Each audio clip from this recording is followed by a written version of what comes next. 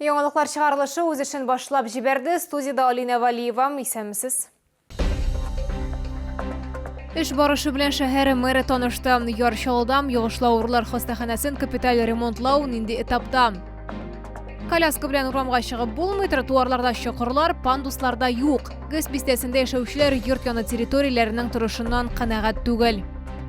Легендар Хәситә һәм Таш кемгә эләкте? Чаллыда Сабантуй гүзәлен сайладылар. Узган тәүлектә Татарстанда яшәүче 31 кешедә COVID-19 диагнозы расланды. Чаллыда коронавирусын тагын 6 яңа очрагы теркәлде. Шулай итеп 17 июньгә Татарстан буенча коронавирус белән авыруның барлыгы 21998 очрагы билгеле. Аларның 19476-сы терелгән, 110-ы узган тәүлектә. Чаллыда йогышлау хастаханәсен капиталь төзекләндерү дәвам итә. Эш барышы белән шәһәр мэры Наил Мәгъдиев шәхсән үзе танышты. Исегезгә төшерәбез, дәвалау учреждениесендә ремонт этаплап алып барыла. Хәзерге вакытта Б блогын реконструкцияләү бара.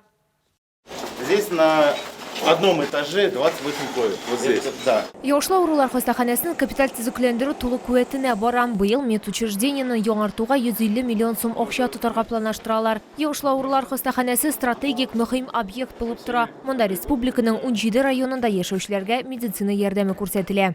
В районе 90 миллионов рублей выполнена работ. Планируется к началу сентября, к концу августа строительные работы завершить. Но кроме этого, кроме строительных работ, есть вопросы, связанные с приобретением и установкой оборудования. Здесь полностью на первом этаже будет расположен лабораторный корпус. Б-блогын жей азагында топшырга планлаштыралар. Йогышлау авырулар хастаханәсен барлык бинага кислород бүлеп бирәчәк, станция белән җиһазландырачаклар. Бирдә мельцер бокслары барлыкка киләчәк. Разработали как раз вот вентиляционные системы, которые нам в помощь, как медикам и для пациентов, чтобы вся зараза уходила наверх на крышу.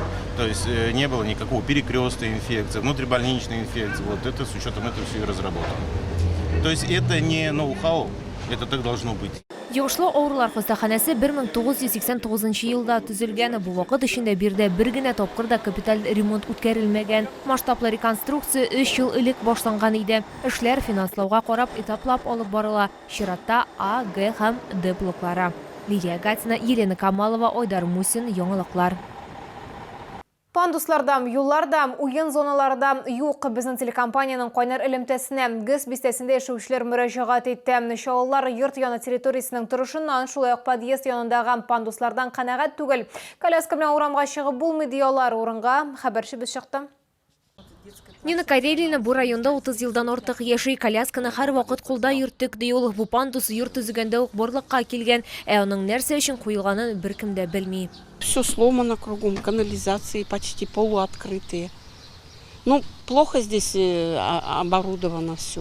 Ремонт не делается, дороги все сколдоленными. С детской коляской вообще не проехать, не подняться. Сейчас уж все новое, это ранешное было. Раньше, может, и устраивало кого-то, но сейчас, конечно уж, не нужны такие вещи. Кирәкмәгән пандусларны сүтеп, заманча пандуслар куячаклармы? Бу сорау белән без бумажник идарәче компаниясына мөрәҗәгать иттек.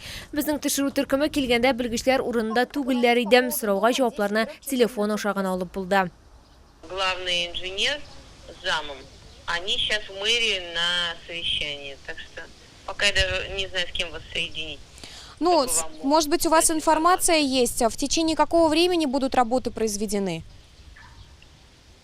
Я вам не могу такую дать информацию. Вы попробуйте перезвонить минут через 15. Я сейчас еще у мастера поинтересуюсь.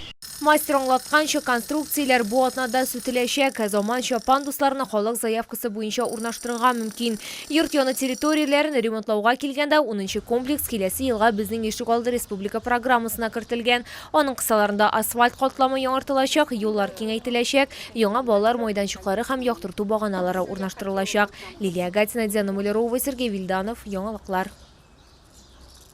10 катнашучы төрле рольләр һәм талантлар Чаллыда Сабантуйның төпе гүзәлен сайладылар. Бу исем өчен 16 яшьтән алып 26 яшькә кадәр булган кызлар көч сынашты. Сүз уңайнан бәйге быел 27нче тапкыр узды. Җиңүченең исемен Розалия Фәхрединова белде.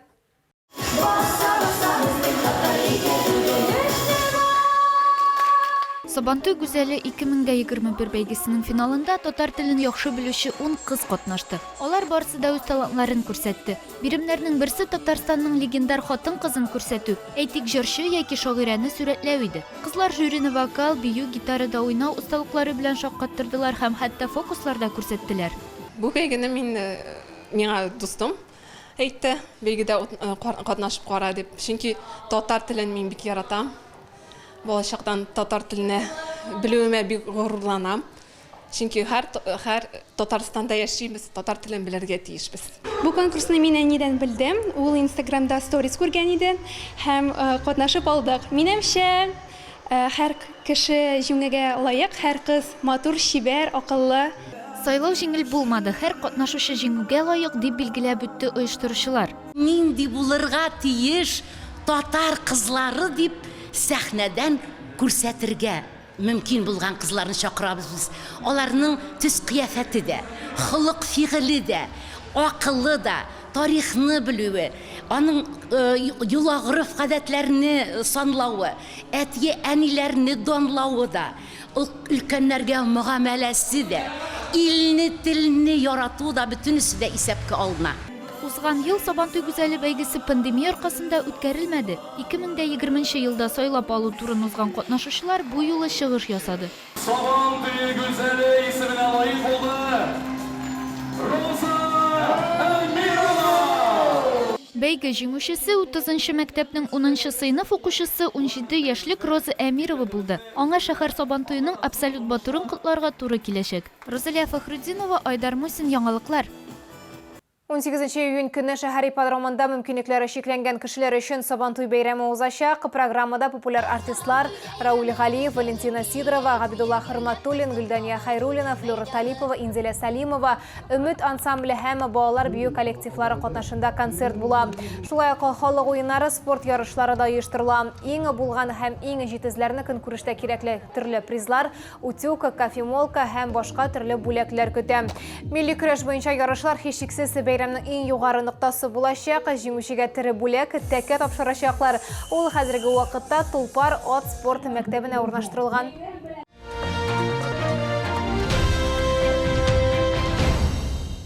Чаллыда җәй тагында матуррак булачак. Шәһәргә Удмуртия күргәзмә үзәгеннән ярминкә янәдән кайтты. Чаллыларны табигый продуктлар, бакчачылар өчен кирәк яраклар һәм башкалар көтә. Ярминкә 32-нче комплекс янәшәсендә Мегастрой гипермаркетының янында бара. Җәйге ярминкә киштәләрендә теләсә кайсы завод һәм мөмкинлеккә карап меңнәрчә төрдә товарлар тәкъдим ителә. Ассортиментта җәйге күлмәкләр, туника, табигый тукымалардан итәкләр, матур киемнәре, табигый ташлардан бизәнү әйберләре. Ткани все расписываются на производстве. Делается не только дизайн, но и роспись ткани. Бакчачылар йорткан бакча өчен товарларны лаеклы бәяле ала. Ярминкә белән бәйрәм өстәлен оештыруда күпкә җиңелрәк булачак. Ассортиментта ит деликатеслары, затлы сорт балык, бик күп сырлар, җиләк, җимеш һәм чәчәк өстәлмәләре булган классик җәй коллекцияләре, Сибир майлары, җәйге тәмнәре булган мармелад. Каждый раз сюда приезжаю. Цены, в принципе, меня очень устраивают. Здесь очень хорошие продукты. Можно взять вот халву, конфеты вкусные. Вкусняшки покупаю. Вот эти вот очень вкусные. Сало очень вкусное.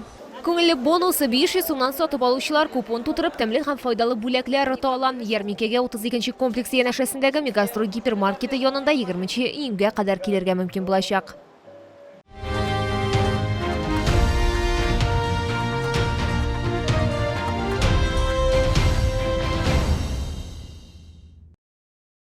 Мин сезнең исегезгә төшерәм, шәһәрдә COVID-19-га каршы вакцинация дәвам итә. Сүз уңайнан прививкага Татарстан Республикасының дәүләт хезмәтләре порталы аша язылырга була. Бүгенгә шулар иде. Мин Алина Валиева сезнең белән сау булашам. Игътибарыгыз өчен рәхмәт.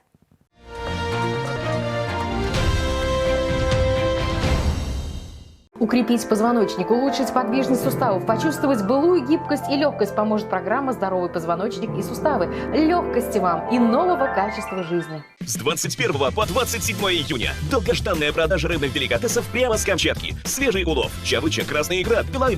Все от производителя. ТЦ «Вин», первый этаж.